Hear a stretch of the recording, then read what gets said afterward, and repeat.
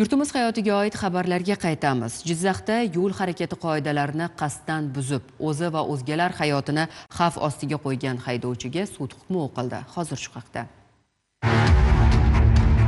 Har bir kasbda etika, estetika va tartib qoidalar bo'lgani kabi haydovchilarning o'z kasbiy madaniyati mavjuddir. Haydovchilarning madaniyati esa o'z navbatida yo'l harakati qoidalariga amal qilish orqali namoyon bo'ladi. Yo'l harakati qoidalarini qasddan buzib, o'z harakatlarini ijtimoiy tarmoqlarda ko'z-ko'z qilayotgan haydovchilarni qanday atash mumkin? Jizzax shahri markazidagi avtoturargohlardan birida o'zi va o'zgalarning hayotiga xavf solib, drift qilgan haydovchiga nisbatan jinoyat ishi bo'yicha Jizzax shahar sudida sud ishi ko'rib chiqildi. Sud materiallarida to'plangan dalillarga ko'ra haydovchi turli avtoavariya holatlarini keltirib chiqaruvchi bir nechta xavfli driftlarni amalga oshirib, yo'l bezoriligini sodir etgan. Mazkur holat ijtimoiy tarmoqlarda keng tarqalib, turli muhokamalarga sabab bo'ldi. Haydovchining sudda bergan ko'rsatmasiga asosan qilgan ishidan pushaymonligini aytdi.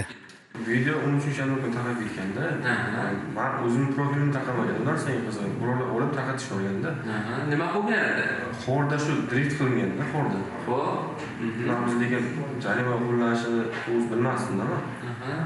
Nima maqsadda qildingiz drift?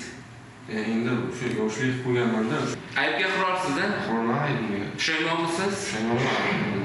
Shu o'rinda aytish joizki, so'nggi vaqtlarda yosh haydovchilar tomonidan yo'l harakati qoidalarini mensimasdan, qasddan buzish holatlari uchrayotgani achinarli albatta. Bugungi sud ishida ham haydovchi o'zi bilib bilmay qilgan xatosidan afsusda. Biroq o'zi va o'zgalar hayotiga xavf soluvchi holatlarni sodir etish belgilangan tartibda javobgarlikka tortiladi. O'zbekiston Respublikasi Ma'muriy javobgarlik to'g'risidagi kodeksining 128-prim 10-moddasi 1-qismi bilan 1 yil muddatga transport vositalarini boshqarish huquqidan mahrum qilib, bazaviy hisoblash miqdorining 25 barobar miqdorida, ya'ni 10.300.000 so'm jarima jazosi tayinlansin. Yo'l qoidasi umr foydasi. Demak, harakat xavfsizligiga barcha birdek mas'uldir. O'zingiz va o'zgalar hayoti xavfsizligiga befarq bo'lmang.